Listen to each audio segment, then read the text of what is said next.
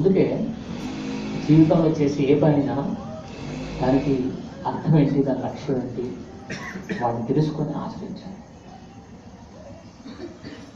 లేకపోతే we are fooling out cell, మనం మూర్ఖు చేసుకుంటాం. సో ఉగాది ఏంటి?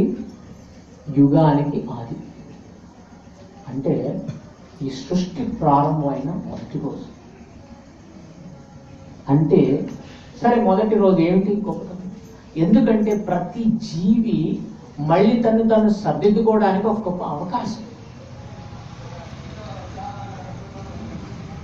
ఇప్పుడు జాబ్లో ఫస్ట్ రోజు జాయిన్ అవుతున్నాం, గవర్నమెంట్ జాబ్. మొదటి రోజుకి విశిష్టత ఉందా? ఎందుకంటే నేను ఒక బాధ్యత తీసుకుంటున్నాను, నాకు దీనివల్ల కొన్ని లాభాలు వస్తున్నాయి, ఇంకా నేను దీని నుంచి ఇంకా ప్రగతి సాధించవచ్చు, భౌతికంగా ఒక అవకాశం. సో మొదటి రోజుకి ఒక దానికి ప్రాధాన్యత. అలాగే యుగాది అంటే మనకి ఈ సృష్టిలో, ఎందుకంటే ఈ సృష్టి ఎప్పుడు ఉండదు, ఈ సృష్టి సగం కాలం వ్యక్తమై ఉంటుంది, సగం కాలం అవ్యక్తంగా ఉంటుంది. ఎంతకాలం అయితే అవ్యక్తంగా ఉంటుందో అంతకాలం మాత్రమే వ్యక్తమై ఉంటుంది. ఇక్కడ విషయం ఏంటంటే మనమంతా కూడా భగవంతుడి యొక్క అంశం. మమైవాంశ జీవలోకే, జీవలోకే ఈ జీవించడానికి అవకాశం ఇచ్చిన లోకంలో మమైవాంశే, భగవంతుడి యొక్క అంశం. మమ అంటే నేను, సంస్కృతంలో నా యొక్క అంశమైన ఈ జీవి ఈ లోకంలోకి వస్తాడు. మమైవాంశ జీవలోకే జీవభూత సనాతనం. అయితే ఇక్కడికి వస్తూ పోతుంటాడు, కానీ ఆయన మాత్రం శాశ్వతం, సనాతనం. మనమంతా సనాతనం, మనం ఎల్లప్పుడూ ఉంటాం, మన అస్తిత్వం ఎప్పుడూ నశించిపోదు. కానీ ఈ జగత్తులో మనం వస్తుంటాం పోతుంటాం, కానీ మన అస్తిత్వం నాశనం కావాలి. ఈ జగత్తుకు వచ్చినప్పుడు మన అస్తిత్వం ఒక రకంగా ఉంటుంది,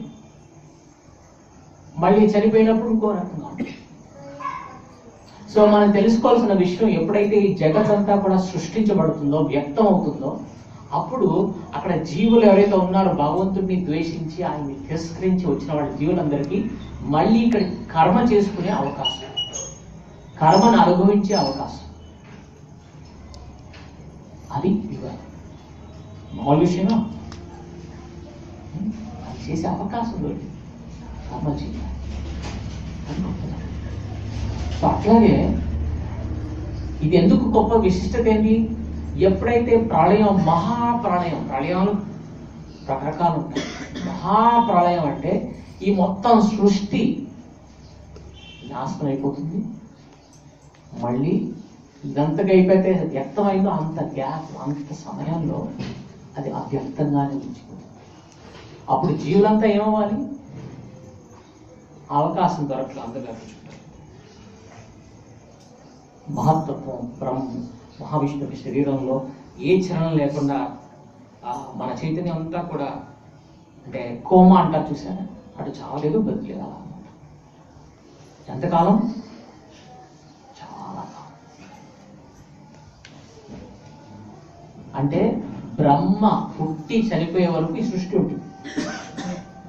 బ్రహ్మకు కూడా పుట్టుకుంటుంది, ఆయన కూడా భావిస్తారు. ఈ గ్యాప్ మధ్యలో ఈ సృష్టి ఉంటుంది. తర్వాత బ్రహ్మ చనిపోయాడు, క్లోజ్. ఇదంతా మహావిష్ణు యొక్క శ్వాస, ఉచ్ఛ్వాస నిశ్వాస, ఇన్హేల్ ఎక్సేల్, సృష్టి వచ్చేసింది. ఇది బ్రహ్మ ఒక్క రోజు, బ్రహ్మ జన్మ ఒక్కరోజు జన్మ. సో మనం భగవంతుడికి నేను దేవుడు అంటారు, అసలు అర్థం చేసుకో. దేవుడు అంటే శ్వాస ఏంటో, ఆయన శ్వాస ఏంటో నువ్వేంటి. కళ్ళు అంటారు దేవుడి పాపం, దేవుడనే స్థానానికి మొత్తం వస్తాను, అర్థం చేసుకోవాలి. సో మనకి ఈ జగత్తులో మళ్ళీ అంటే బ్రహ్మ ఒక్కరోజు ఏంటి, మొత్తం 1000 దివ్యయుగాలు, సత్యత్రేత ద్వాపర కలిగి ఒక దివ్యయుగం. అలా 1000 దివ్యయుగాలు బ్రహ్మ ఒక్క పగలు. అట్లాగేమిటి రాత్రి కూడా. అలా ఒక రోజు 30 రోజులు, ఒక నెల, 12 నెలలు, ఒక సంవత్సరం. సో ఆయన ఎన్ని సంవత్సరాలు జీవిస్తారు? 100 సంవత్సరాలు. ఇప్పుడు ఆయన ఏంటి?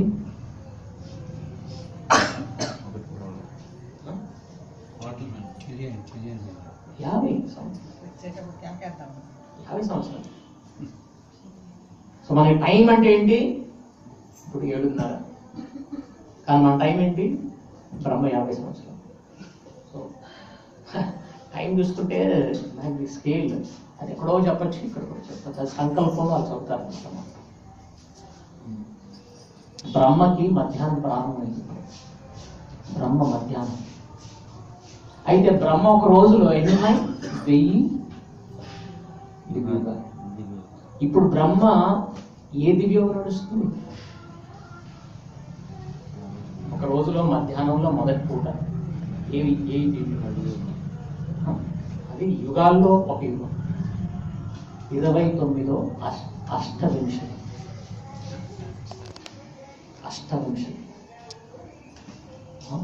ఈ అష్టవింశతి ఈ సైకిల్ అన్నమాట. సో ఎన్ని సైకిల్స్ ఉన్నాయి? 1000 మైనస్ 28 సైకిల్స్ ఉన్నాయి ఈ రోజు అయిపోవడానికి. సో మనకి ఇప్పుడు బ్రహ్మ ఏంటి? బ్రహ్మ చనిపోతే ఈ సృష్టి అంతా క్లోజ్. అది క్లోజ్ అయినాక ఏంటి అంటే బ్రహ్మ 50 సంవత్సరాలు, ఇంకొక 50 సంవత్సరాలు జీవిస్తారు. అప్పుడు మొత్తం సృష్టి క్లోజ్. ఎన్ని సంవత్సరాలు? మళ్ళీ బ్రహ్మ 100 సంవత్సరాలు. అంత సంవత్సరాలు రాత్రిగా ఉంటుంది. సో అలాంటిది మనకి యుగం ప్రారంభమైందంటే ఎంత గొప్ప అవకాశం. సో అప్పుడు యుగాలు జరుపుకున్నాం ఆ ఆశతో, ఆ భావనతో. సరే, మరి న్యూ ఇయర్ ఏంటండి? January 1st.